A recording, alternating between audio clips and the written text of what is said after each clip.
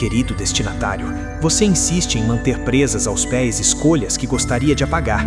Essa culpa pesada ressoa como um disco riscado, impedindo que caminhe com leveza. Você se tornou prisioneiro e carcereiro de si mesmo. É doloroso ver como se pune por não saber antes o que sabe hoje. Julga-se com uma severidade que jamais usaria com um amigo, sabotando sua felicidade por acreditar que não a merece.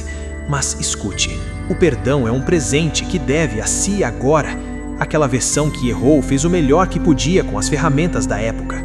Seus erros são degraus, não paredes. Suas cicatrizes são medalhas de sobrevivência, não marcas de vergonha.